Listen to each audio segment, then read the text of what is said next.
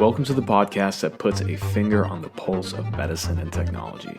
On this show, you'll hear from investors, industry executives, and healthcare providers on the science and business of medicine. I'm your host, Omar Khateeb, and this is the State of MedTech. What's going on, everybody? Welcome back to the show. Now, this episode is categorized as a capital sales episode, but it definitely has some leadership lessons in it. So our guest today is Joseph Hyland Authment. So Joseph is currently the Vice President of Strategic Accounts and Health Systems over at Ceribell, which is a rapid response EEG technology. It's an exciting technology that is really changing and transforming how EEGs are done. We all see how updated and advanced EKGs are, which is for our hearts, right? But the EEG, which is for the brain, for brain assessments, has not really improved or evolved that much in the last 50 years until Ceribell. So it's a very exciting company. Now, Joseph, in terms of his background, prior to Ceribell, has a fantastic background, a very deep background in capital sales. Now, he started off as area manager in Medtronic around 2003. And of course, right around 2006, moved over to where?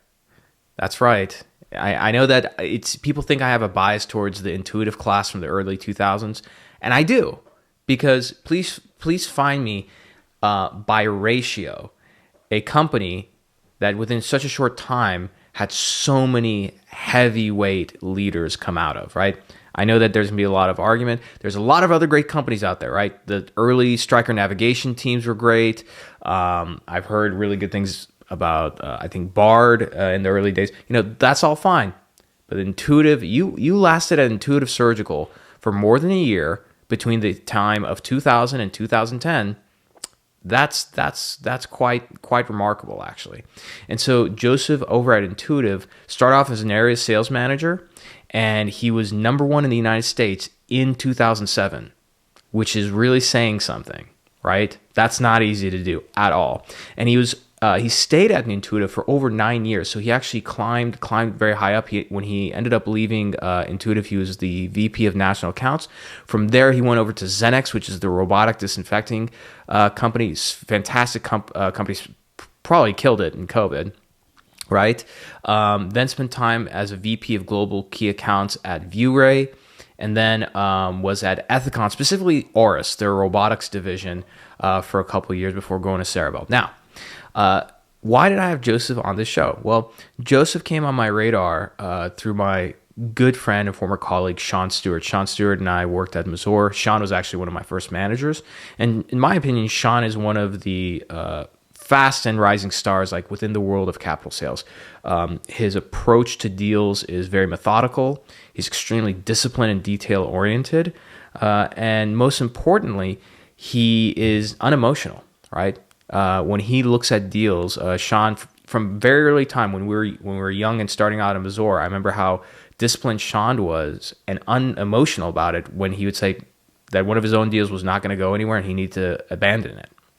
Right. So the reason why I have Joseph on is that when I was speaking with Sean, I asked about Joseph because that's who he reported to, or he is currently reporting to, and Sean's response was that Joseph had the same leadership qualities, humility, drive, and ambition as our great and late mentor, Chris Sells, which many of you have heard me speak about.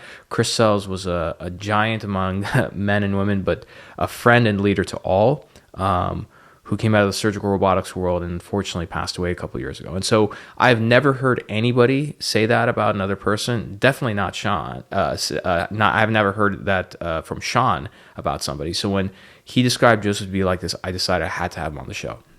So in this episode, we cover a very important part of capital sales, which is the preparation and the follow-up period. I'll quote Chris Sells in terms of what he said, which was, if you fail to plan, then plan to fail, right? And so planning is such an important process. So Joseph's process in terms of the planning and preparation is extremely methodical, very detail-oriented and specific.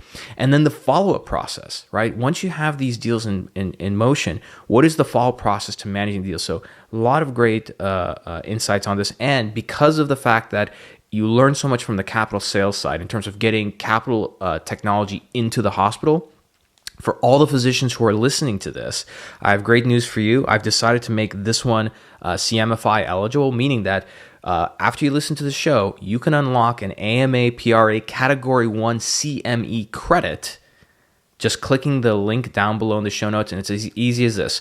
Listen to the episode, click the notes below, or click the link below, head over to CMFI, enter a 30-second reflection. Whatever stood out to you from the episode, whatever you learned, hit enter, and just like that, voila, you unlock your CME credit. And the best part is that the State of MedTech, we've decided to front the bill, and all of these are free. So you don't pay for any of these CME credits. We've decided to do that because that's our way of showing thanks to the medical community. So, and lastly, because I know that Joseph's father was quite excited about this episode, and I definitely consider Joseph a new friend of mine because we've been texting quite a lot since the recording of the episode. We've texted book recommendations to each other, among many other things. And so I wanted to tell his father, Ricky, first of all, thank you for doing such an outstanding job raising him. I'm a young guy, so who am I to say that you did a great job raising him? But as a new father who has my son just turned 7 months old. I have one child. My wife and I, we only have one for now. We're gonna have more hopefully. But I think I can tell you, Ricky, that your son is extremely humble and sharp and all these things. But I would like to give you this, in my opinion, the best compliment I can give to another man about his son, which is, for me, when I meet men of great character and high values and a good moral compass. The one thing that I always hope for is that these are the kind of men that my son will grow up around, because I will be a great father to my son, but as they say, it takes a village, right? And so I only hope that there are more men like your son in the community that I'm in out here in SoCal. So I wanted to thank you for that, and I hope you're doing well. So with that being said, let's get into this episode. And one last thing, sorry everybody. One last thing before I forget it. If you are watching this episode on Spotify, again, we upload our videos on Spotify, you can actually give us feedback. So on Spotify, scroll down and you'll be able to see I always drop a poll in every single episode so you can vote on certain topics. And there's a comment section. So I ask you feedback in terms of like, hey, who do you want to hear on? So for those of you who may have complained to me that I'm having, perhaps too many people from the early intuitive days or the US surgical days, please make some recommendations. I'm open to hearing them, right? So with all that being said, let's get right into the show. And don't forget, give the show 5 stars and write a review. So here is my episode on capital sales with Joseph Hyland Authement. Enjoy. What's going on, everybody? My name's Omar Khateeb, your host and head of state for the State of MedTech. And since we did that first episode with Ken Hughes said about capital sales process, I got a lot of great messages from you guys about this desire to really hear these stories about life in the trenches. What was it like during the intuitive years? What is capital all about? Because as we know, it's something that many of us want to get into. But to be honest with you, unless you actually get in and live the life and do the job, you don't get access to it. So a lot of these stories are just kind of lost to the hallways of these conferences that you might go to, and you might spend a little bit of time with somebody. So today I have a very special guest, somebody who through my late and great mentor, Chris Sells, become good friends through. That's Joseph Hyland Authement. So Joseph is the Vice President of Health Systems and Strategic Accounts at Ceribell, which is a fascinating company. What Ceribell is an AI-based point-of-care solution for the EEG world. So in the world of neurology, let's just put it this way. If you go get an EKG for cardiology, how much more updated is that? Whether it's through your Apple Watch or through your LiveCore, right? It's advanced technology at this point. Well, the EEG really hasn't changed in 40 to 50 years, to be honest with you. And I can even remember back in medical school how lousy it was. So he's at this great company called Ceribell. I definitely recommend checking him out. But today's topic will not be Ceribell. We'll probably talk a little bit about that. But we're going to talk about Joseph's background, his story, and more specifically, the war and glory years that he spent over at Intuitive Surgical with, for me, as a unofficial historian of our great industry. Those glory years in my mind were around 2000 to about 2009 when Joseph was there. He was during that time. So we're going to talk about capital sales process. We're going to talk about his story. We're going to talk about a whole lot of stuff. So, but with that being said, Joseph, thank you so much for coming on the show. How are you doing today? Doing great. Thank you for having me, Omar. Absolutely. And like, just so the listeners know, this is on a Saturday after your kids' swim meet in some shitty hotel in Lake Charles, Louisiana. So we really appreciate that. It's dedication. Yeah, this is some lovely surroundings that I've got right now. It is beautiful. It's like a Wes Anderson film for those who are watching on a video. That's how it feels too, trust me. So Joseph, before we talk shop and talk capital, like, the first thing I want to ask is like, what's your backstory? Like, who's Joseph? Where did you grow up? How did you get started in this industry? So take us from where you grew up all the way to the point that you started Intuitive, and then we'll kind of really get into the fun. Sure, no problem. So I grew up in New Orleans, Louisiana, born and raised Cajun, and went to high school in New Orleans at a place called Jesuit High School. It's fairly well known there. I think New Orleans in particular is maybe one of the only places in the country where somebody asks you, where'd you go to school? And most people say their high school versus their college. But that sounds like the South right there. Yeah, no doubt. But grew up as an athlete, grew up swimming, and was fortunate enough to go to LSU on a swimming scholarship. And about a year into that, ended up breaking my back in multiple spots and came home to take care of my family, finished my degree at University of New Orleans and ended up getting my MBA there. And while I was getting my MBA, my dad, I guess 40 years before that, had started a company. And I had always grown up working in the company thinking that I would take it over and wanted to get my MBA to sort of further my understanding of business. And while I was in the process of doing that, the gentleman that actually took care of my back when I came home from school said, hey, look, there's this opportunity with a company by the name of Medtronic. Would you be interested in potentially interviewing with them? And at the time I said, no, I'm not interested at all. I've just gotten this degree. I'm taking over my family's business. This is what I'm doing. And he said, man, I really think you should think again. Like this is for context. Was this pre or post sophomore Danik when they did that acquisition? This was post sophomore Danik. Got it. So they had broken off into surgical navigation technologies at that point. So this is when they actually started to make some money, because people don't realize Medtronic almost went bankrupt.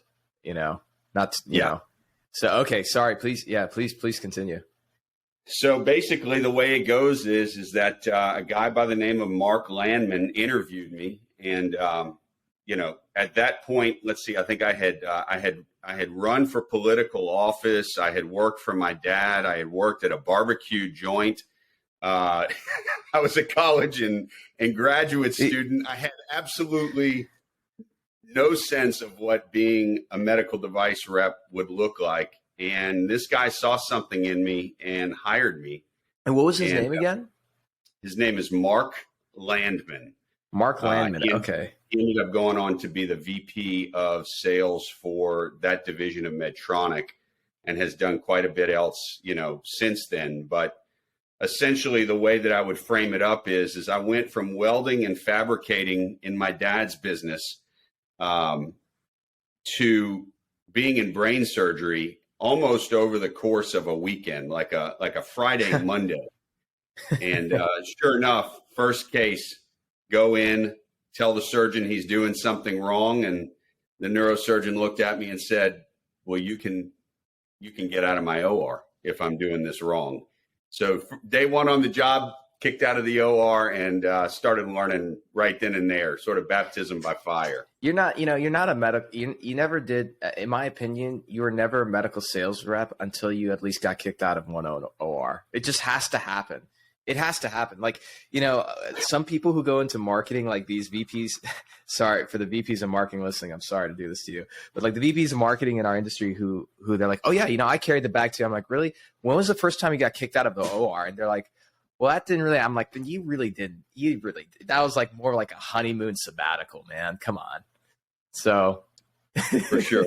It was definitely a learning experience. And fortunately, and I'll probably come back to this theme time and time again over the podcast.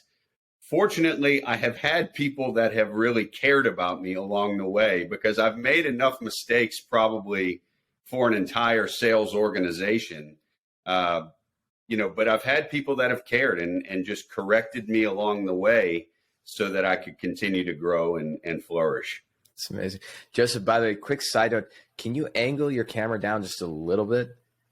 Sure. You'll get to see the rest of this beautiful room. There you go. Don't worry. Hey, it's like Trap City back there. You got these big, broad shoulders, so you're covering up most of the bed, so it's all good. Awesome. Yeah, much better. Much better. Sorry, please.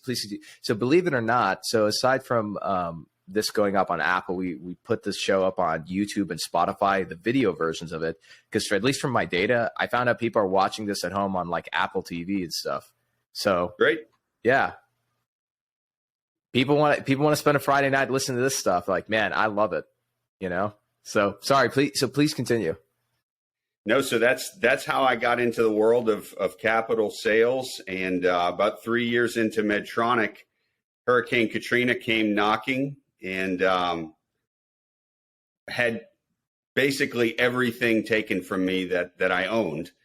We lost our home. We lost all of our cars, our clothes, myself and my soon-to-be wife, my now wife, and my entire family all got kicked out, moved to Baton Rouge into a 2-bedroom apartment with about 5 dogs and 20 people over Katrina. Got married 6 weeks after that, and a gentleman by the name of Andy Sale, who many people in the industry know. That's a name. That's a name we know for sure. He crashed my wedding and said, "Hey, look, I hear you're working for Medtronic. I've got this thing called Da Vinci that I've been selling. I'm moving to Tennessee. Would you consider, coming on board?" What year was that? That was 2005. 2005. Okay. And so, I'll never forget, again, similar to the Medtronic story, I remember saying, "Man, I just don't know, Andy. I think I just lost everything that I've had to Hurricane Katrina. I just don't know." And he said, "Look, we're having a demo. I think it was at Our Lady of the Lake in Baton Rouge." He said, "We're having a demo. If you put your hands on it and you don't think it's worthwhile, then no harm, no foul. We'll go our separate ways." And I remember putting my hands on that early standard system, which was clunky and hard to use, but I never saw it, but I've seen pictures of it. It was definitely an ugly baby. it was ugly, but I put my hands on it. Remember saying, I don't know if this will be the absolute technology, but I don't see things going backward from here. And again, another guy who just saw something in me that I didn't see in myself, and he put a lot of blood, sweat, and tears. I think Andy's probably going gray after having to manage me all the years at Intuitive, but he was the kind of person who really just poured himself into me. And I give him a lot of credit for that. What was the most important thing you learned from him? Boy, I think there's probably a book that I could write just based upon all the things that he bestowed upon me. But I'll never forget another colleague of yours, Kim Black. Kim's a legend. She had the great misfortune of managing me in my first year at Intuitive. And here I was, a 20-something-year-old kid who thought he knew everything. And, and I think I frustrated the hell out of Kim, quite frankly. I probably owe her multiple boxes of chocolates and roses to apologize for all the stuff that I put her through. But if it makes you feel better, that makes two of us, because Kim hired me, and so I was on her team along and reported, I think, to Sean Stewart, who now reports to you. So don't worry, I could share. I feel your pain on that. Well, I remember Kim helped me get to the first robot sale, and then the next year, Andy, who had brought me on board, became my manager. And he said, "Look," he said, I get that you think you know it all, but you only sold one robot last year. And there are people out there that are selling 4, 5, 6 robots a year. and you could be one of them if you listen to me. And so, he really taught me a lot about discovery. He taught me a lot about following what we called our Xbox process at the time, really becoming a student of that process. And I think beyond that, he taught me a lot about things like market development and 120 rollouts and the importance of really selling a program versus a product. Becoming a true initiative. I'm going to dig into that a little bit because, again, like there's a lot of people who are either interested to get into capital, but I'll be frank with you. There's a lot of people who I know who've been in capital for like 3, 5, 10 years. I don't think they know capital, to be honest with you. And I say that not because of the experience that I have. It's because of the experience that I have speaking to people like you and working with people like Tim Borowski, Chris Prentice, Chris Sells, right? What does that mean to sell a program? So, I guess the way I look at it is it's kind of like buying a car, right? I mean, you've got plenty of options on where you can go buy a car, but if you're going to buy a nice car, it really goes beyond that, right? It goes into what does the 24/7 service look like if you break down on the side of the road? Will they give you a loaner car if you need to go in for an oil change? The point being that it's much more than just the car itself. It's the entire experience that comes along with owning the car.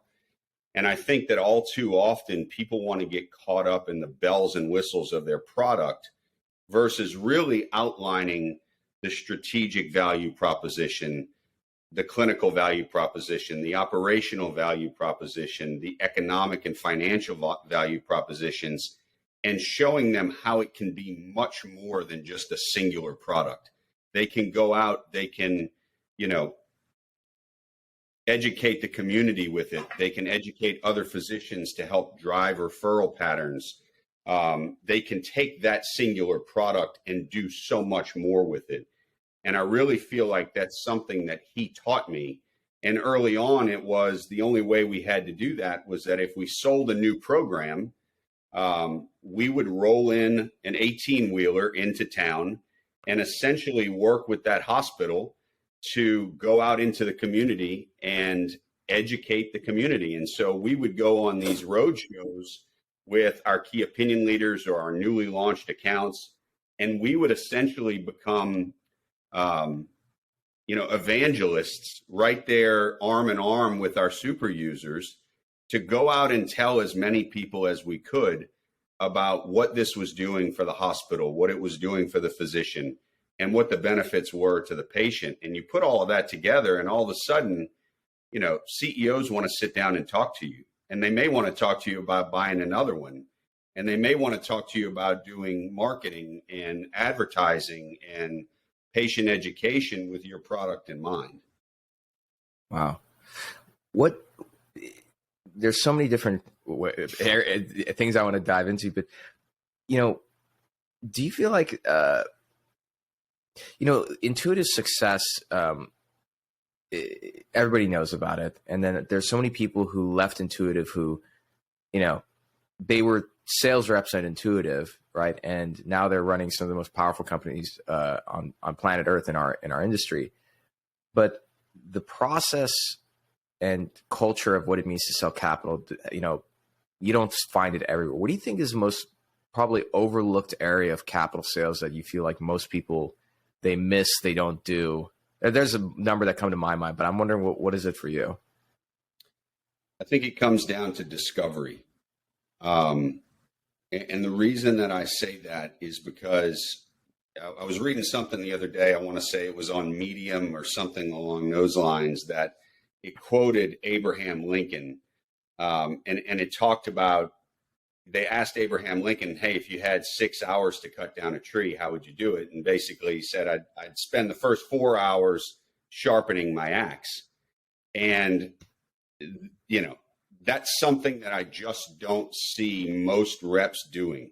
That Medium article was about going slow to go fast. And I'm a big firm believer that what I see all too often is that reps want to go in, they want to show up and throw up, right? They want to give a 30-slide presentation because they're so excited about their technology, rather than focusing in on, hey, what's your biggest challenge, Mr. or Mrs. CEO, surgeon, nurse, whoever you're calling on? What's your biggest challenge? Talk to me a little bit about what's going on in your world. And then really taking that discovery and, using your value proposition to sort of lay on top of it, using the points that you learn to really get laser-like in your approach, rather than just talking about all of the benefits and most of them they wouldn't even care about, right? They don't. And so, I just see that overlooked all too often. And it's something that I see the best of folks, they get on another level with those people that they are trying to sell to. And they make it more about the target audience or the target than they do about themselves. And that's really the secret sauce there. Yeah. I love that you say that because, I think when you work under great leaders, right? You adopt things subconsciously that you don't realize until somebody points it out later. And so like, even for me, right now I have a medical sales program. And so I sell it's a B2C sale at this point, right? I do some enterprise, but it's mainly B2C where I'm selling directly to a salesperson. And in my own process, it's kind of like a capital sales process. When somebody books time with me to talk about the program, it's usually a 30 to 45 minute call. The first 20 to 30 minutes, because I've done over 100 of these calls so far in the last few months. The first 30 minutes, it's just me asking questions about what made them book the time, what's their pain, what problems are they dealing with today, what are they afraid of in the future, just all these questions, right? And I remember thinking, because I hired a sales guy and he's like, how did you come up with this? And I was like, I guess I don't know any other way. So, but there's something to be said about that. And do you feel that part of the reason why is this is the part of sharpening the axe? You're getting the variables that are important to the person. So that 30-slide presentation, it might be just whittled down to 5 slides where it's like, this is really all they care about. This other stuff is nonsense. Would you agree with that? Oh, yeah. Yeah. Again, I go back to so much of what Intuitive taught us. And I am proud to say that I grew up in that arena, if you will. But that is one of the things that they taught us, was learning how to, almost speak in bullets, this idea of executive speak, or, economy of words, if you will. And so. Interesting. See, I want to repeat that back to you. Speak in bullets or economy of words. Can you give us an example of that? What does that mean? Yeah, I mean, I'm not smart enough to remember what I learned in this psychology class, but what I do remember is that humans have a very small attention span, right? And you become far more compelling when you compress or consolidate down what it is you're trying to deliver and make it more meaningful. It's this idea of delivering with impact, or, quality over quantity, that sort of thought process there. And it's been meaningful to me. I mean, to this day, I have to give presentations, and if it goes beyond 7 to 10 slides, I feel like I'm talking too much. I'm not listening enough. Why do you think, there's not a single salesperson who, if you told this to, would disagree with you, but yet the behavior doesn't map to it, right? Or at least the actions don't map to the behavior that we just talked about. Why do you think that is? Why do you think most salespeople, they just kind of want to show up and do their presentation? Closing's a big thing. Everybody's big on closing, right? Why is that? I think it comes down to leadership, quite frankly. So many leaders are only looking at one thing, and that's the results, instead of really going out, following a 5-step coaching process, being out in the field with their folks and teaching them, showing them what good looks like, and really, really beginning to kind of whittle down and focus in with that particular person on the things that they can improve upon, what they're good at, what they need to do more of. But, you know, kind of going back to Andy, he's a great example of that. And I'll always be so thankful for him and Mark Lamman that I mentioned before. You know, they would do this. They would come out in the field with me.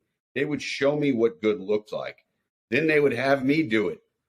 And then they would give me feedback. They'd give me written feedback, you know, and that's what we would talk about on our one-on-ones and our plan and reviews. And so I think that we've become, with Zoom and all these other technologies, it's such a here and now, what have you done for me lately type of world that we live in, these immediate results that we get, rather than the leaders putting in the time and really showing the reps what good is supposed to look like.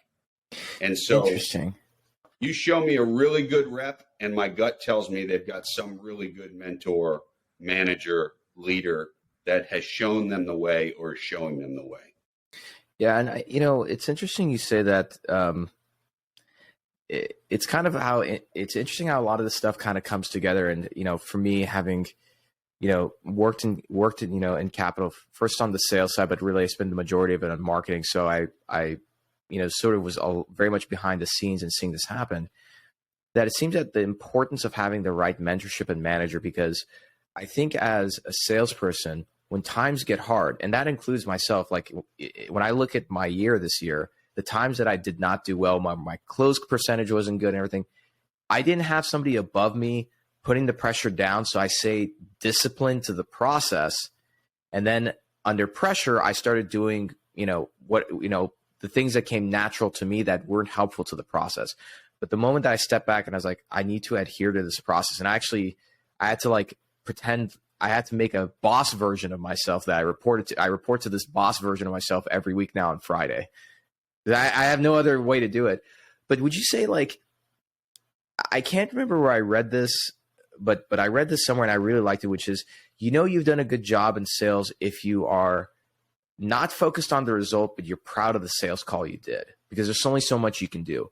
Would you agree with that? So there's part of me that I don't agree with it, but there's a part of me that it just feels like it's the right way to think. Yeah, I mean, there comes a point where once you reach a certain threshold, you know, I think capital sales may be defined. I think I may have heard this through you. It's like, you know, maybe $5,000 price point and up, something along those lines. Oh man, that does sound like something I said. The fact that you're quoting me is made my day. But yeah, I don't know how else to define. Would you agree? Is that a good definition? That might be a BS definition. I can't figure it out. Like, because I used to be really aggressive because I came out of robotics. I'm like, oh, if it's under 100K, it's not capital. And so some capital guys are like, no, that's, you know, it's like 5 or 10K. I'm like, it's 5. But then they say, well, what about the volume? It might be 5 or 10K, but it'd be a multi-million-dollar deal. I'm like, oh, okay, I get that. Yeah, and so it's probably something to do with the way that hospitals, you know, account for it on their books, right? So $5,000 might be the balance sheet, whereas everything else might be an expense. I don't know, but yeah, I do agree with the fact that in capital sales, especially disruptive capital sales, where you're trying to consolidate timelines, you're disrupting markets, you've kind of got to live every day in the little wins, right? So it's got to be about, did I get that meeting with that physician that I've been trying to get to? Did I convert that physician from just being interested to maybe now, you know, being validated or being a champion of mine who's going to walk me into the C-suite? So you've got to become the type of person who really finds joy in the little wins, because let's face it, you know, a $1 point something million robot, it may not happen all that often, right? Yeah, that's the thing about Kappa. I tell people, I'm like, man, you better have some thick skin because you may not get a win. You know, let me correct myself. Most people think of the win as the close, but you have to have these little things like, hey, I got that meeting with the physician. Hey, I made, you know, I finally. You need something to keep you going, man, because it's a rough game. It hasn't gotten easier. Yeah, it can be a very lonely life for sure. What's the okay? You know, along with these sort of like deep philosophical questions, I for my audience, they do like these sort of random. What is the fastest robot deal you've seen done, and then what was the longest one that amounted to be like a great deal? Like what are the deals, and who comes to mind? So I was fortunate enough. There's a guy by the name of Jack Groner that moved from Atlanta to Louisiana, maybe around 2013, something along those lines. And at the time, you know, I had essentially been the rep. I had been the director. I kind of figured Louisiana, Mississippi, Arkansas had sort of been scorched earth. Mm-hmm. And Andy Sale came to me and said, look, you're going to take this guy under your wing. And, you know, basically both of you guys are either going to succeed.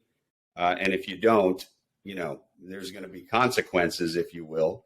And so we kind of hit the road for a number of years. And I'll never forget Jack calling me on a Friday evening. I want to say the quarter was ending on Saturday. And he said, look, I'm in a predicament. I'm in Monroe, Louisiana, and the deal that I thought was going to occur didn't occur. And he said, I've got a clinician who can get this thing done. He operates at another facility. Can you get up here and help me? And so it was like noon on Friday. We met with the clinician. The clinician walked us into that CEO's office at 2:00 on Friday. By 5:00 on Friday, we're working with the West Coast, getting all the red lines and the details done. By 7 or 8 o'clock, we've got the deal closed. By 10 o'clock, they are backing the robot up and bringing it to the loading dock. So I think that was probably the fastest one that I had ever seen. And it's because Jack had done the legwork with this physician. He understood what was important to him. The physician was bought into the concept of robotics and what it could do for him in his practice.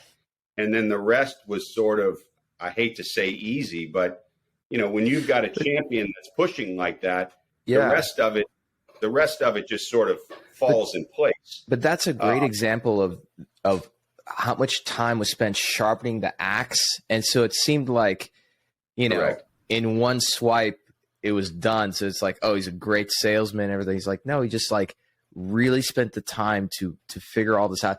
Maybe, you know, like it's like lubricating a slide, right?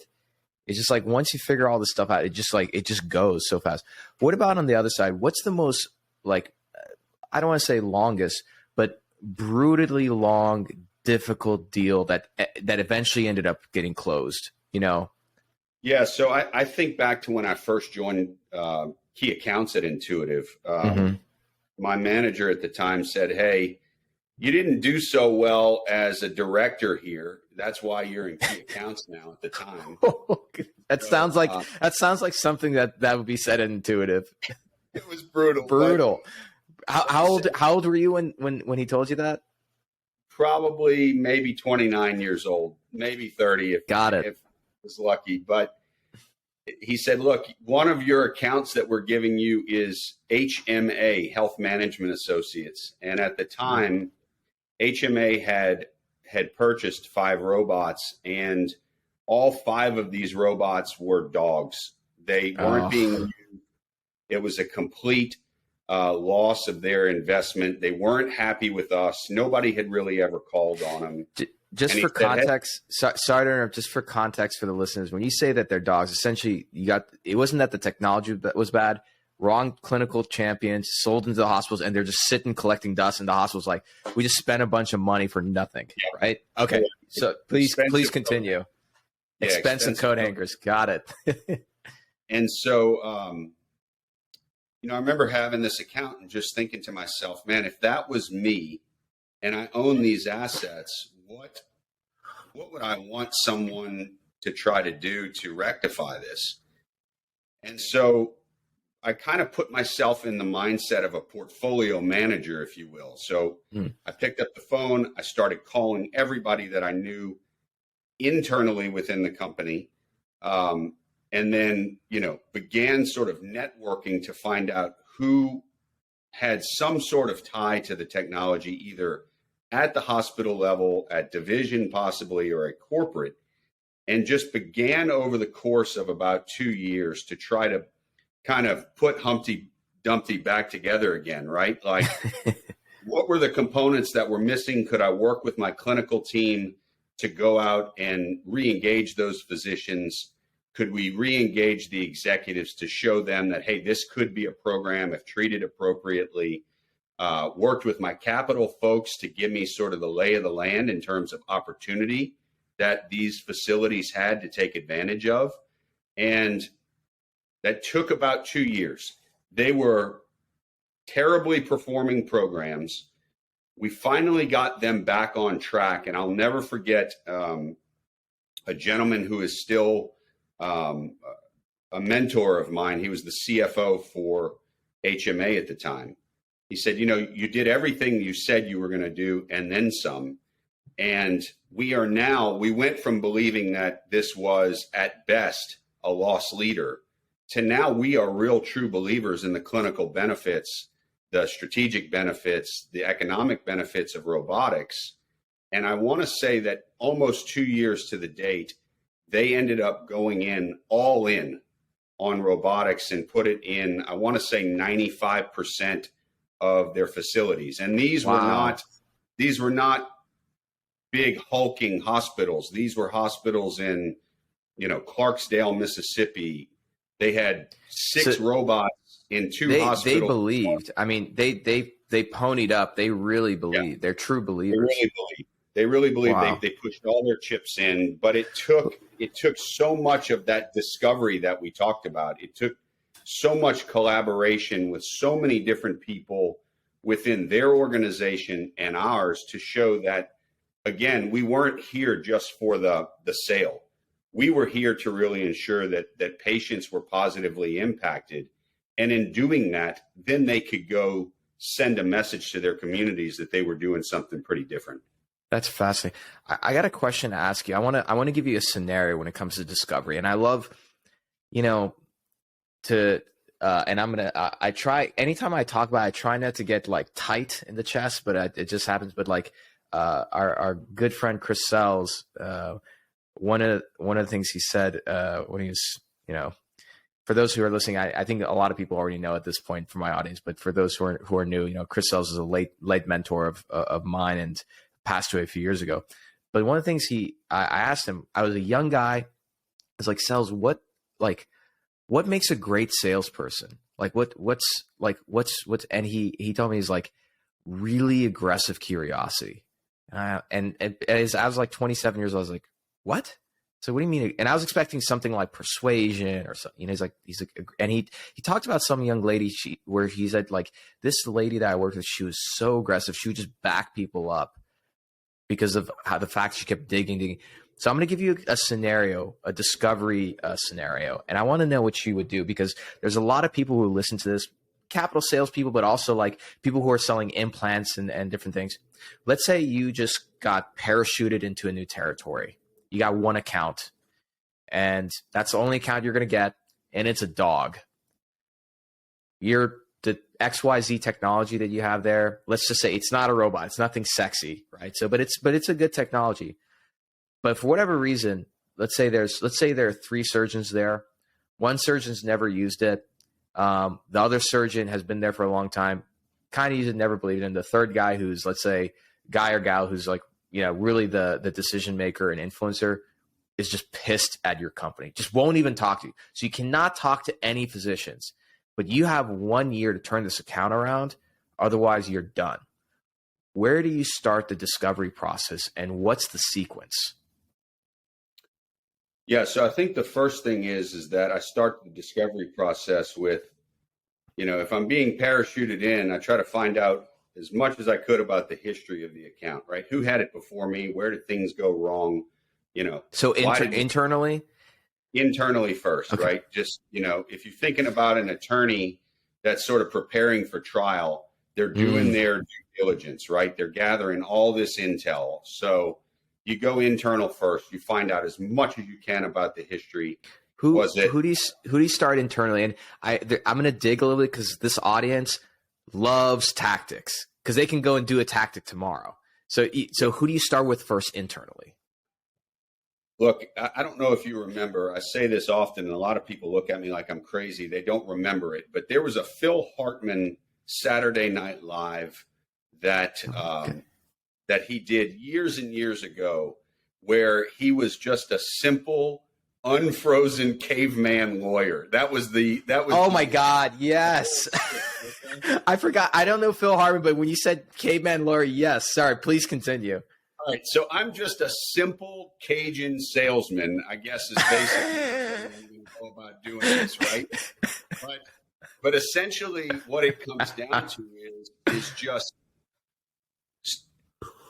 you know, my dad didn't have much of an education. I think he barely got through high school, but he's one of these guys that's just, he's wise in a lot of ways. He built a business without an education. And I remember him telling me, you know, people like talking about themselves. People like to talk about themselves. And that's where you should start any conversation. Ask them about themselves. And so to me, it's like, okay, I'm brand new. The first thing I want to find out is how did we even get it in there? Why did they buy it to begin with, right? Was there clinical support at that time? Did it meet a need? Did anybody do discovery beforehand? What was that discovery? How did it get into the hospital? What was the process? Who approved it? Are they still there?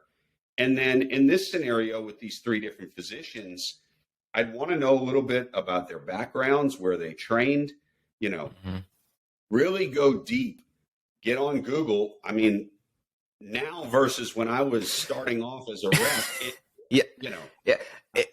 I have to comment on that. Like, it drives me nuts because back during Google did exist during the 2002, but you did not have the wealth of information that you do today.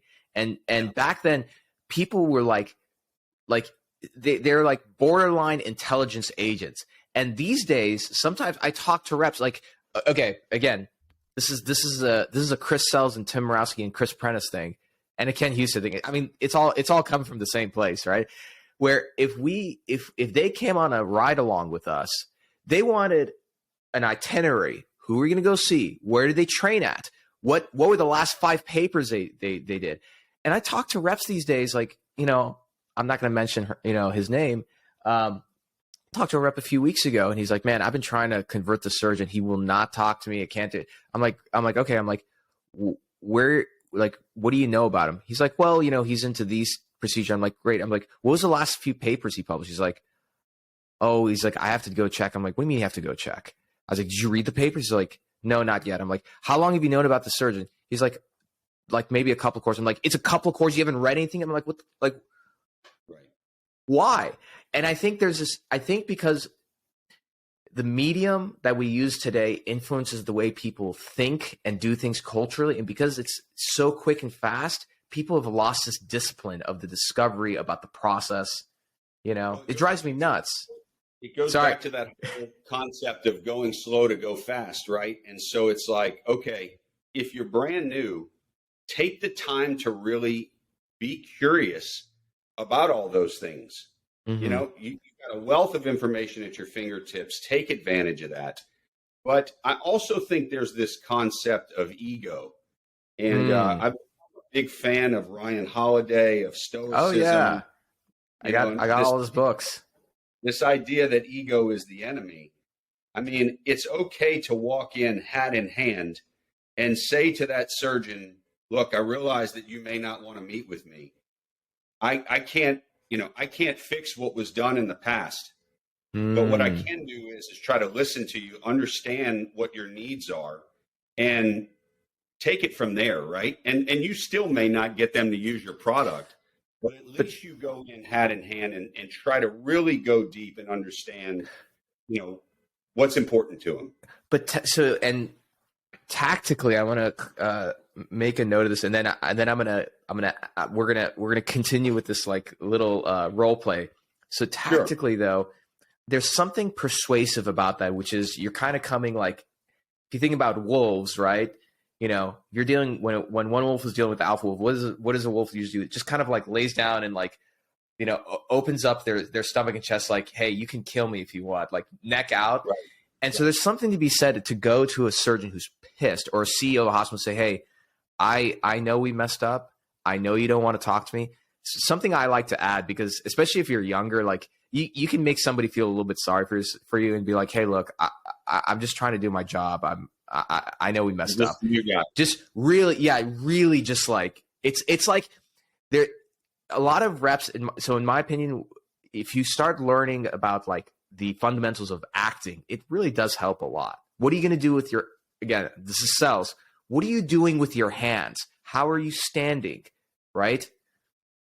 So let's just say you do that. Hey, Dr. Smith, I know we messed up. I know you don't want to talk to me right now.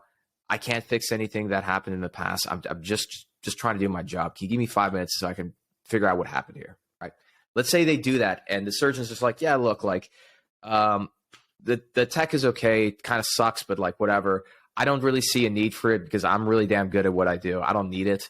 Maybe my partners do. I don't need it though. And then also your company sucks because the service sucks. Right? So that's the information you got. What do you do now? What do you do next? So I think sometimes, you know, as salespeople, again, we're just so bought into what we're doing that we can't see the forest for the trees. So I think that's a good question to, again, go a little bit deeper, right? I get it. You know, you're not a fan of the technology. Could you explain why? You know, what is it that you don't like? If we were able to show you a way to correct some of those things, would that change your opinion? If we were able to put you on with a peer, don't listen to me, I'm just the sales guy. If we connected you with a peer, would that help you to potentially understand how we've evolved since you first, you know, decided to adopt the technology or buy the technology? And that's another thing that I just don't see enough people doing. The really, really amazing salespeople will use peer-to-peer to their benefit, like there's no tomorrow. Because it's extremely persuasive. Right. If you were somebody back in the day who wasn't using Vip Patel or Thomas Paine and going and actually bringing physicians to see them, man, you were missing out on the most impactful way to get somebody engaged. And so being back in that scenario that you're talking about, Omar, I think it's putting your ego aside, really trying to understand what's important to them, coming hat in hand. And then worst case scenario, they tell you go pound sand. Then I think you have an obligation to the hospital, to the physicians, to the patients, to bring in one of those experts from outside and to do market development. I'm a big fan of how market development can change those dynamics. Oh, absolutely. Absolutely. And, you know, at least the way I see it is that you can have a great salesperson who's extremely talented, but if you have a bad market, they're done. If you have a good market, that changes everything. You know, something I want to, again, tactically, I want to mention, you know, you mentioned about using the peer-to-peer. I think it's a smart move. One thing, again, a lot of this goes back to just discipline around the discovery and just finding out information, right? Like, what pieces do I have here, right? And again, I tell people, like, look, because you should think of it like this as a salesperson. You got to pretend like you're the CIA, you're the FBI, CIA, and you're in another country. You're going to talk to, I don't know, some diplomat at a bar or at a restaurant, and you're undercover. This is like the one time you better know what the hell you're going to say, what, like, every little lever that's pulled. And so there's two groups of people in the hospital who know everything about the surgeon: nurses and the reps. And my thing is, like, talk to them, because especially with surgeons, you could, and again, I made this mistake in the past at Mazor, which is you might think of, oh, there's this one peer, a KOL we have, great, I could use him. But if you don't ask around and make sure, does this surgeon who I'm going to try and persuade, do they even respect this person? You can kill yourself right there, because you might recommend somebody and the surgeon's like, oh, that guy's an asshole. Like, I don't have any respect for him. Like, that's the guy that's using your technology, and then you're done. Right. Like, you know, you just made that hill even higher to climb. Exactly. Yeah. So that's where collaboration comes in. That's where not being a lone wolf, on these sales teams becomes so important. Oh, dig into that. Why is it bad to be a lone wolf? Because isn't that what every salesperson should aspire to be? This just badass lone wolf. Like, hey, give me the account. I'll go in. I'll turn it around. Why is that bad? No, just because you'd be missing out on so much knowledge and lessons learned and, tactics and strategies that you could pick up from other folks. And I mean, I go back to, like, again, when I was struggling so much as a new rep, there was a guy by the name of Mike Hodgkiss who was at Intuitive who, Hodge was setting the world on fire. And Andy said to me, he said, look, you've got to be on the phone with Hodge every day. And you got to be on the phone with guys like Woody Groves, and you got to be on the phone with guys like Dan Carl. And you've got to pick their brains. Chad Zaring was another one. You've really got to get in their brains and understand what they're doing to motivate physicians, to get in front of executives, to move markets. And so without all of that, without all of those lessons, I would have done what I did that first year at Intuitive, which was basically fail to where, I was leaving Kim with very few options other than to just let me go. So it was that collective teamwork of everybody sort of being on the phone daily, helping each other out. Hey, let me tell you about this idea or that.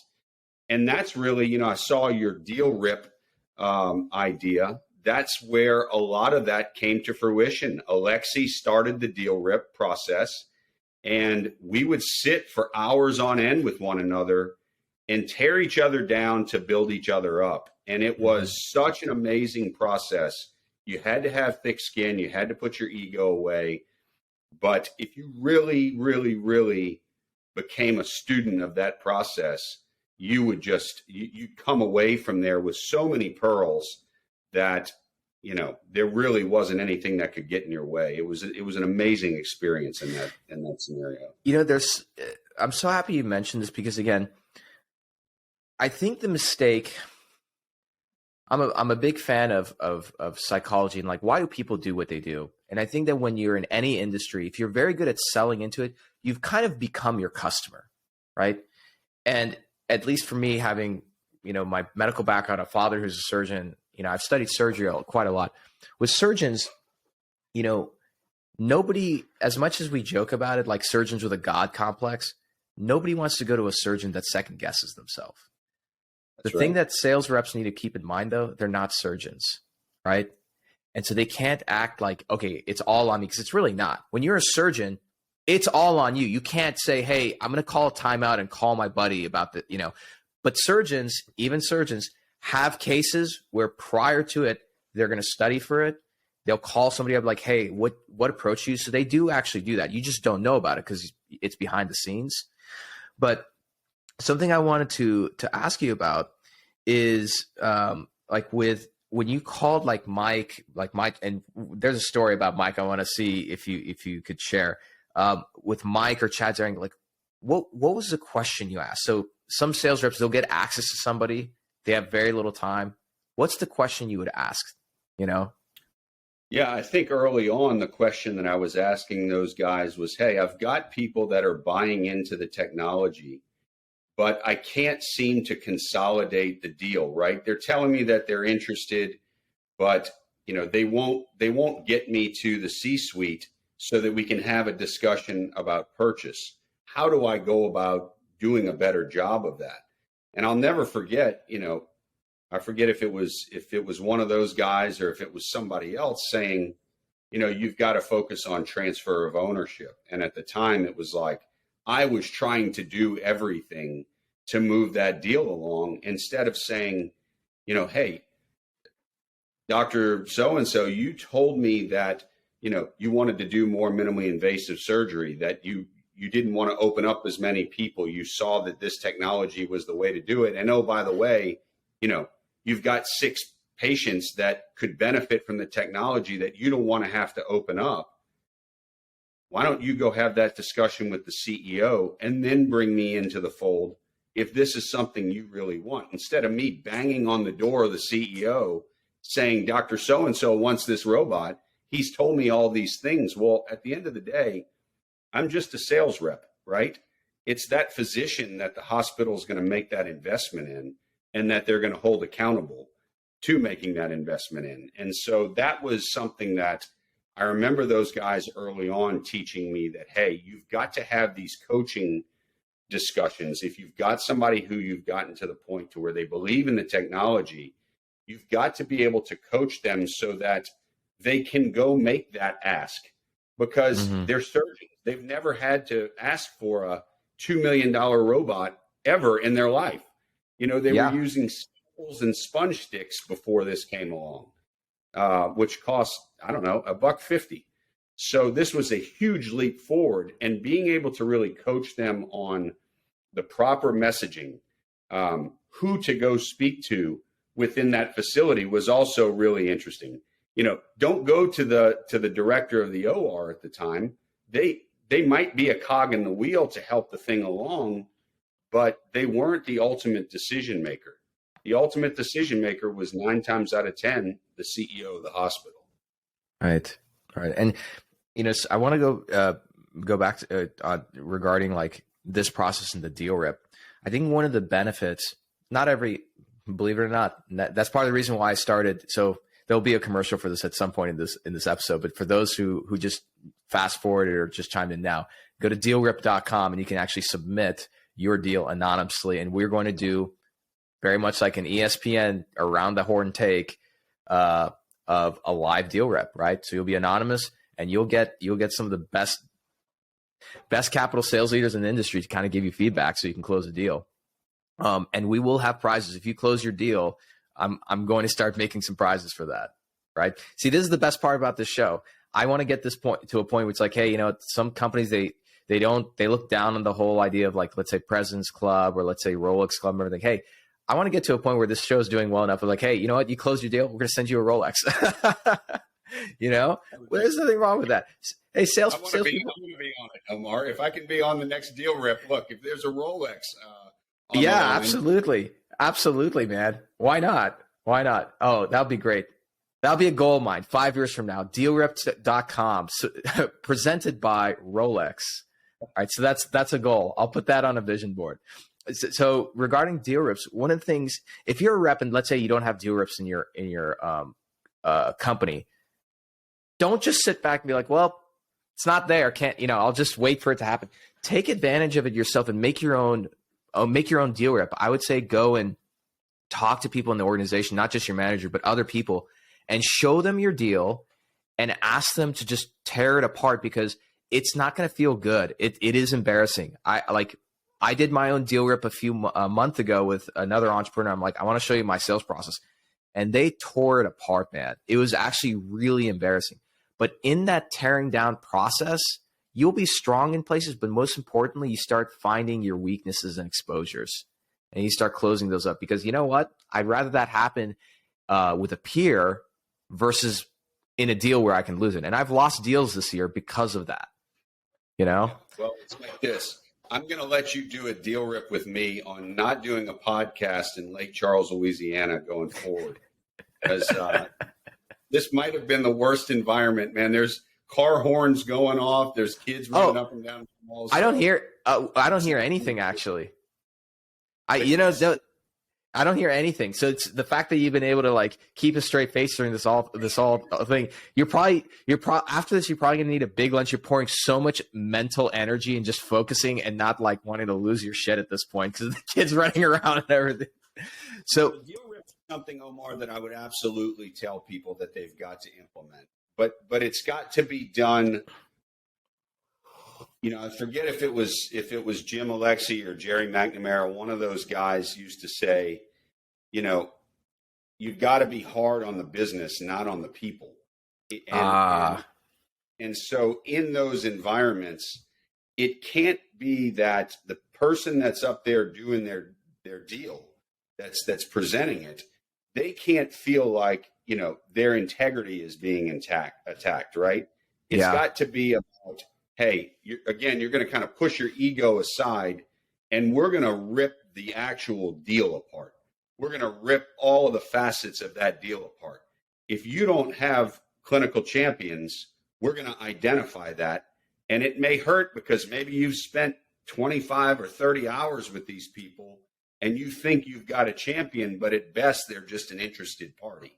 Mm-hmm. That is a perfect example of where, I see so many people stand up there like, look, I've got 5 champions in this deal. Really? Yeah, no, nobody has 5. Yeah, I know. I've been in those rooms where somebody's like, I got 3, I got 4, I got 5. I'm like, there's no such thing. I'm sorry. Right? Have you, I don't know, maybe, I mean, I have a limited experience. Have you ever seen a deal where you had legitimately 3 clinical champions?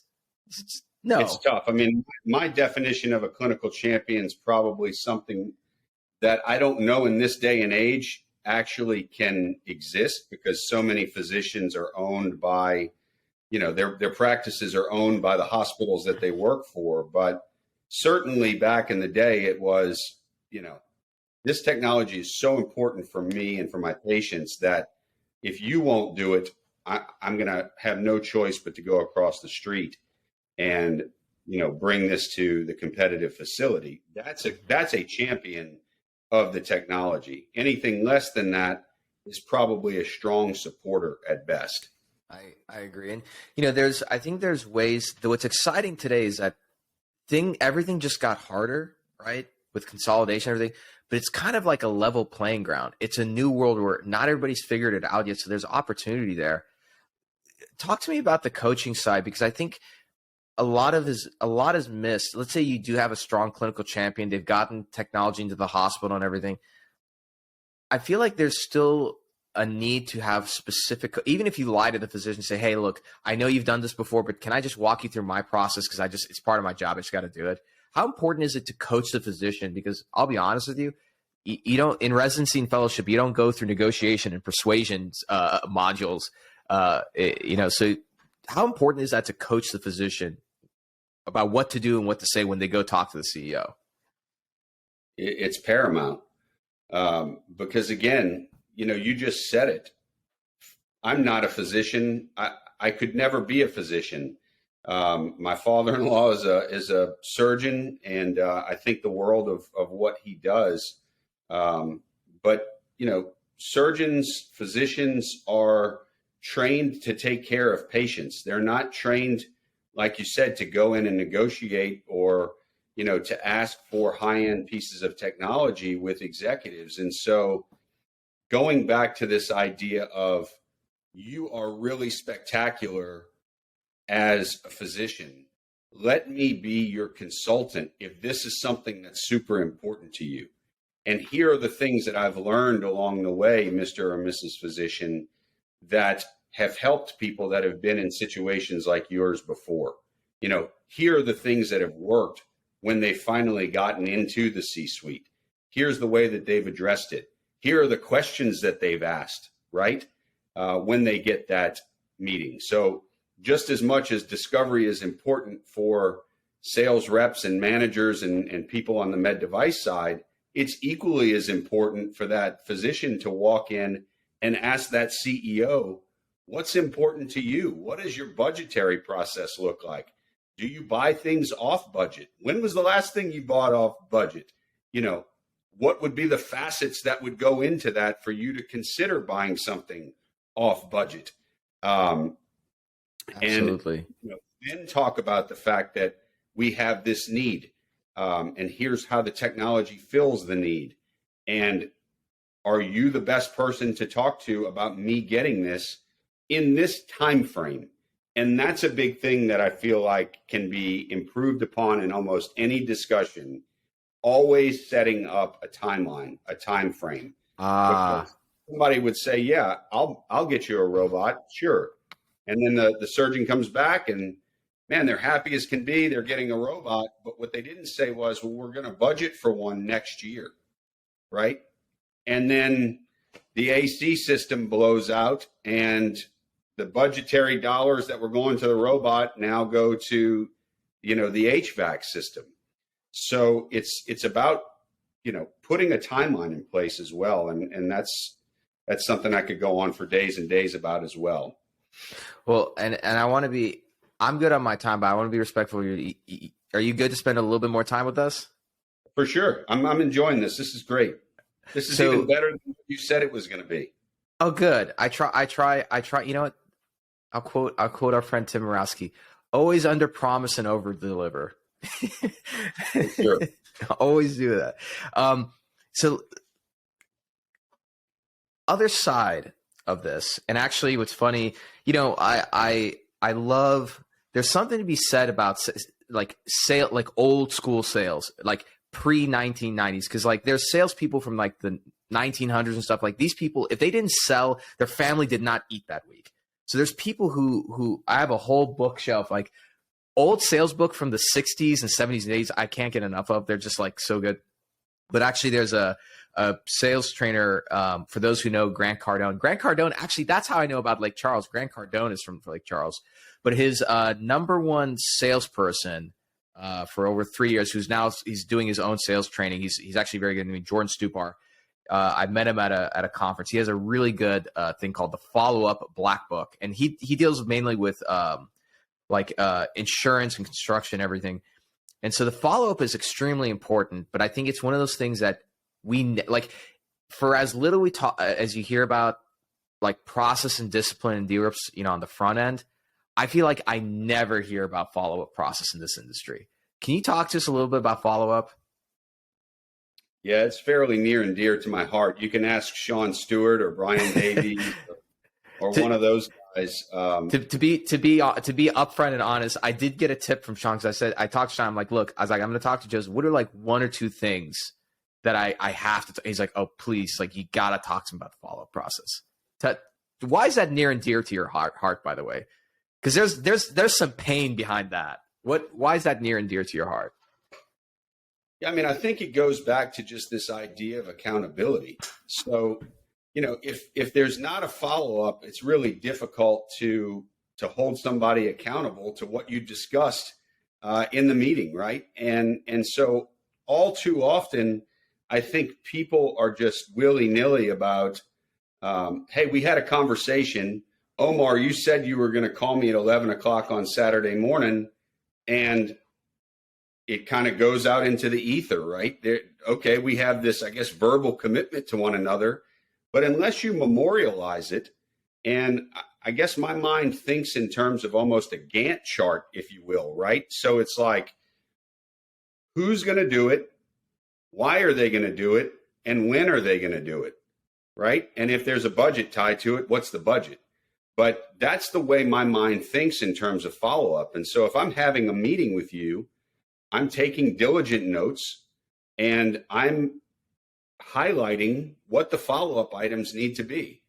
You told me that, you know, Omar, next week, you're going to bring this before your VAC committee. You're the one that's presenting it. Coming out of the VAC committee, you know, you're prepared to sign and you can get the signature done in a week. Well, that's going to go into a follow-up, almost like a SWOT analysis, if you will, right? Like we break down the deal. Here's what you're going to do. Here's what I'm going to do. And here's when we're going to do it by. And it doesn't have to be long, but it's got to be bullet pointed. And it's got to be something that you can come back to and hold somebody accountable to. And I think that that's super important, regardless of what industry you're in. I built a house 2 years ago, and that's basically how I ran the building of my house. It was like, hey, you said you're going to be here on Monday morning. Are you going to be here on Monday morning? Like, that's what we talked about. And if you're not, I'm going to hold you accountable to it. And so, you know, that's kind of the way I look at it. If you do the proper discovery on the front end, you'll have an impactful discussion, presentation, what have you. You've got to have your ask in that presentation or that dialogue. And coming out of that, you've got to follow up with the tasks. And it can't be, you know, I'm reading right now, Atlas Shrugged. It can't be Atlas Shrugged. It can't be 25 pages long. It's got to be just a few really high-level bullet points that somebody picks up their phone, they can read, and that you can come back to. I love that. And something I want to dig deeper into this, but there's seeing that you're from the South and you're Cajun, you might appreciate this this like little flip of a proverb. So that old saying, "The devil's in the details," right? So for those listening who are young, that's an old saying that when you read a contract, the devil's in the details, because that's the details or the fine print is usually where you get screwed. Yeah. There's a flip to that where this is like kind of something that I like to say, which is God is in the details, right? So if you focus on the details, like when you're doing your discovery, right, you're going to find that one little piece. You're like, I got it. And it's, as a salesperson, again, I hired a sales guy. I'm going to have a sales team for my company, but I love the game so much. I still do sales calls, because nothing is more satisfying than when you dig deep and ask the right question and you're like, oh, I just found that one specific lever and I just got to pull this one thing. I don't need to pull any of these, just this one thing. Yeah. On the follow-up process, it seems that a lot of it is focused on the details of the process leading up to key points. So it sounds like there's a, and I'm going to summarize what we talked about earlier. There's a discipline about getting all the information and variables. What levers do you have to pull? What are the sequences? Who knows what? What are the sensitivities, etc.? Then there's establishing a timeline, because if there's no timeline, there's, time kills all deals, as we always say, right? So if there's no timeline, then you have no way to put specific key inflection points to work around and manage. If you don't have those inflection points, it's like data, you have nothing to manage. There's no process to manage. That's why it's in the ether. It's like, we said we're going to meet, I think, he said he was interested. It means nothing. So in that follow-up process, what often happens is, as a capital, this is why, again, I give the software guys a hard time, because I'm like, man, software sales is tough, but like they have an SDR, sales development rep, to do the prospecting and cold calling. Then they book the meeting for you. Then the account executive shows up and does it. But then a lot of times the account executive has a sales engineer to come and give the technical part of the presentation. And I'm like, in medical sales, there's one person for the entire thing, right? Yeah. So, but I mention this because as a capital person, let's say you get a deal, you got this timeline set up, but then you're like, man, I got to do some prospecting. I got to think about my existing deals. I got to think about pipeline for next quarter. Staying organized is really important. What are the most tactically important things of the follow-up process you can tell a capital sales rep to do that'll just make their life easier? It's kind of a broad question, but yeah, I'm a big fan of doing things in duplicate and triplicate. And so, I've got a notebook. I mean, it's always with me. I'm constantly writing things down. So I'm writing it down. I'm putting it in some sort of an Excel file, or if you've got a CRM, you're putting it in Salesforce.com with reminders and things along those lines. But, let's face it, most people are just so focused again on that end result that this is the slowing down to go fast, right? You're right. You have to stay organized. If you want to sell 15, 20, 30 robots in a year, which is doable, people have done it many a times. You're covering a very broad area. You're dealing with a lot of people. You've got to have a way to memorialize who it is that you've spoken to, what those action items were that were agreed upon, what the next steps are, what the timelines are. And I think I hear so many reps say, man, I hate Salesforce.com. I understand why they don't like it. It can be a pain to use at times, but if it is set up appropriately for them, a tool like that can really become their best friend in managing a big pipeline. 100%. You can set up those reminders. You can print out your dashboards. You can kind of have that front and center at all times to say, hey, where is this on my grid or my Xbox process?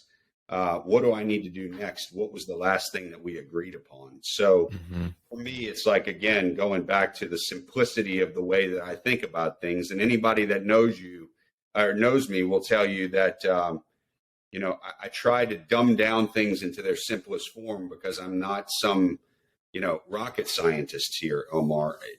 It's just finding what works for you and sticking to that that matters.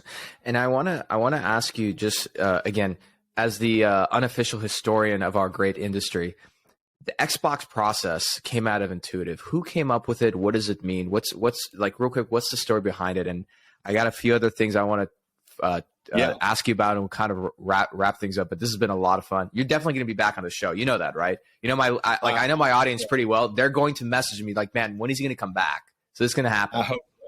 This has been spectacular. So, the Xbox process, and I may get this wrong, but two guys that have been super influential on my career are Jerry McNamara and Jim Alexie.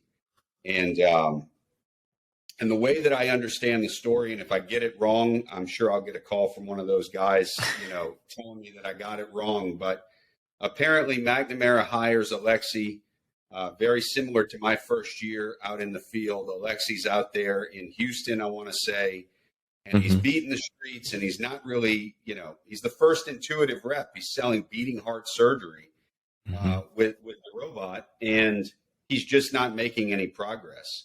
And so essentially he gets almost like one of these architectural books, that has the grids on them, and he draws a grid, and he's like, what are all the things that I need to do to ensure that I get this deal before McNamara, tells me that I can no longer work here? And he lays it out. I've got to get physician engagement. I've got to get physician validation. I've got to get executive engagement, executive validation. What does the closing process look like?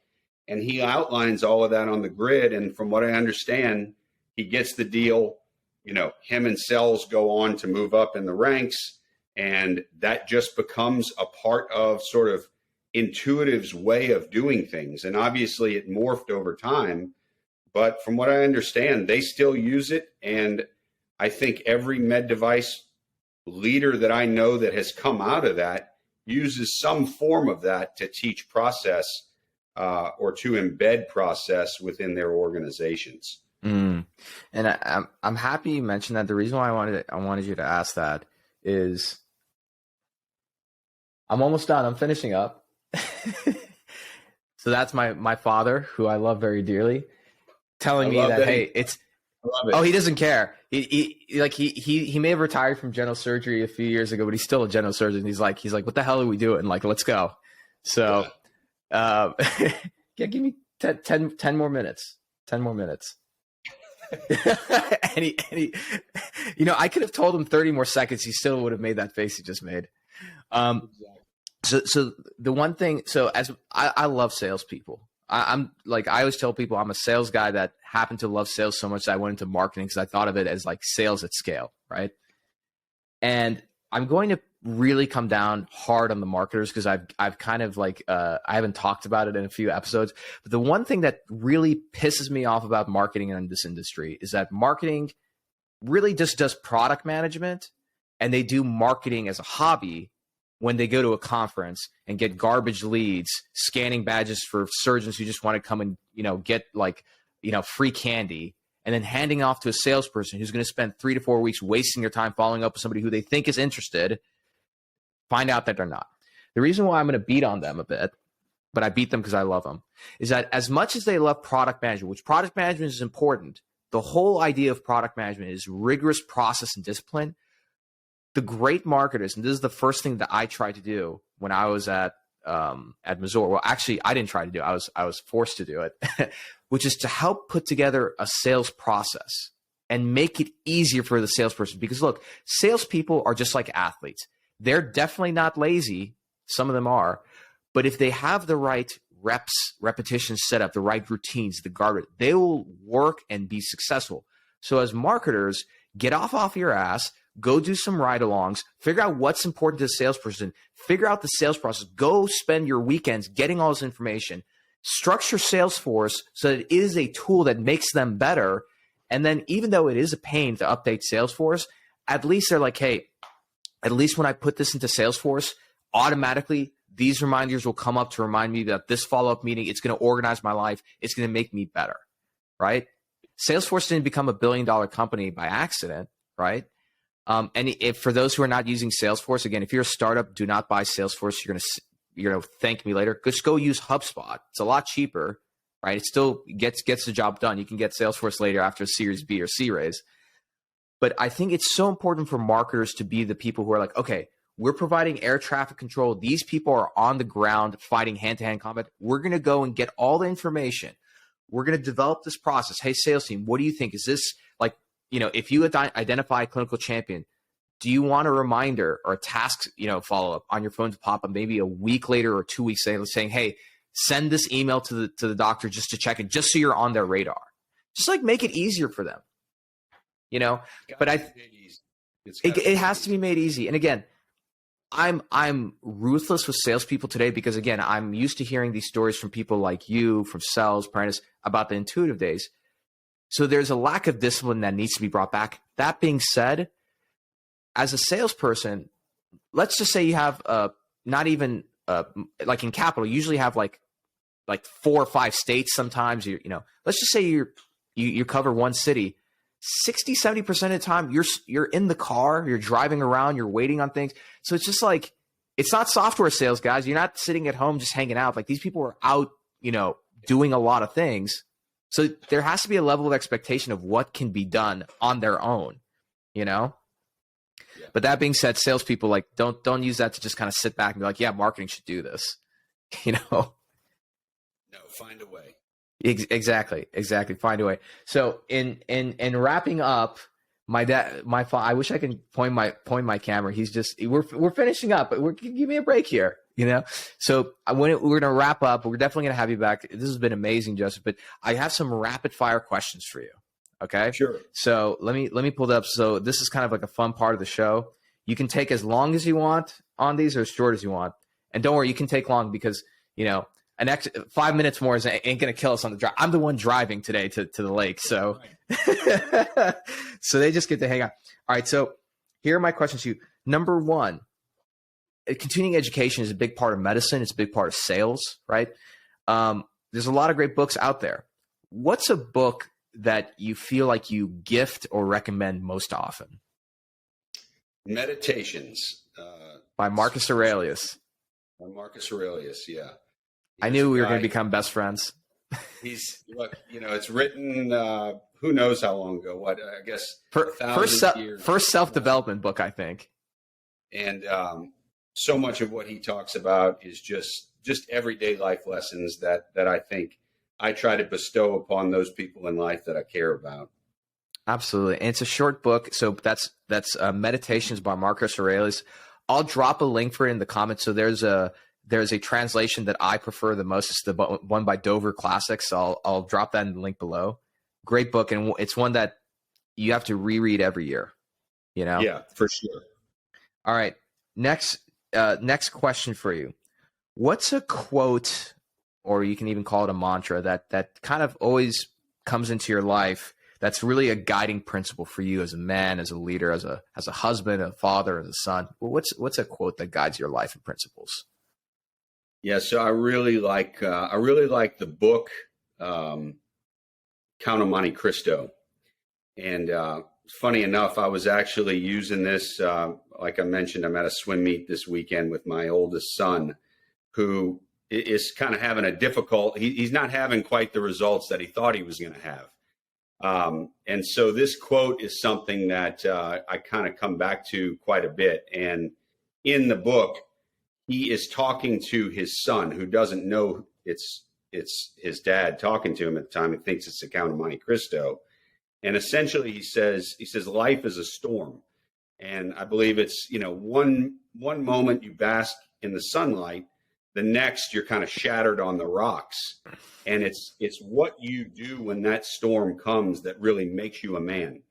And the way that I used it this weekend is, it's like, hey, you're not always going to win. You're probably going to be knocked down more times than you're actually going to win.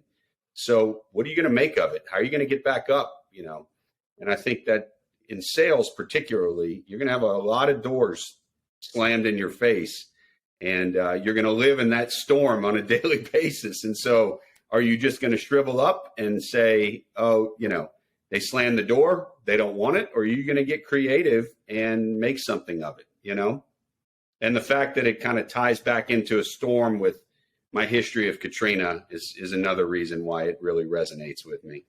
I love that, and I'm grateful you mentioned that, because a good friend of mine who lived down the hallway from me when I was in San Jose, when he moved, he was getting rid of everything, and I read a lot of nonfiction, but I need to get back to reading fiction. He gave me a very old version of The Count of Monte Cristo, and the thing that he said, he's like, read this book and you will find yourself in it. And so I think that was many years ago. I haven't read the book, so that's a good prompt for me to go and read it now.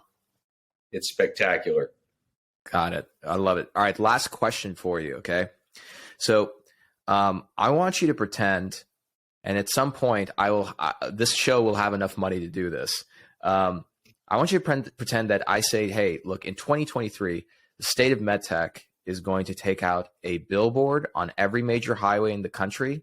We're going to have a text notification show up on the phone of every single capital salesperson in our industry. What message do you put on that text and billboard, and why? Relish the little wins. It's what we talked about earlier, right? Just get up every morning, try to do your absolute best to move things forward to the best degree that you can, and relish those little wins. You know, allow that to be your guiding light. Become a student of the game, where it's less about getting the actual deal and it's more about the process of getting to the deal. And so that's what I would put up there. I love that. And it's a good reminder, even for me and my team, that when you fall in love with the process, like, everything else kind of falls in place, right? No doubt about it. And, you know, look, I opened this up. I don't know if we were on air or not, but I have been fortunate to have so many people in my career just show me the right way to do things. I mean, Henry Charlton, Jim Alexi, Jerry McNamara, you know, Chris Sells for a short period of time, Kim Black, Andy Sale. I mean, the list goes on. And to a person, Chris Morris was another one of those guys. But to a person, Omar, those folks brought it back to, you know, in most cases, the process and being, you know, a subject matter expert, being really knowledgeable about every step along the way in that process. And if you can show up every day and be a consultant and not a salesperson, there's a million sales reps out there. Go be a consultant. Give a damn about the person that you're sitting there across from, and the world will be your oyster, if you will. I completely agree. I couldn't think of a better way to wrap things up. Well, on that note, Joseph, thank you so much for spending your Saturday with us. Stay on for a second. We'll chat. This has been another episode of the State of MedTech. My parents are losing their mind because we need to wrap this up and hit up the road. I'm your host, Omar M. Khateeb. We'll see you next time. And again, if you're a capital sales rep, go to dealrip.com. That's DEALRIP.com. Submit your deal anonymously. You'll stay anonymous. You'll come on the show. You'll get a lot of feedback from the world's greatest leaders in the capital sales process. Go check that out at dealrip.com, and we'll see you next time.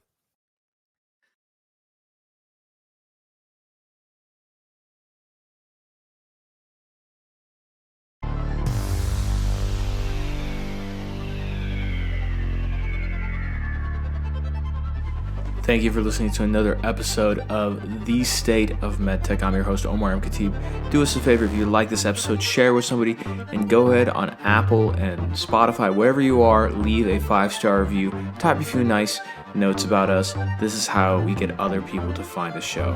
Thank you, and we'll see you next time.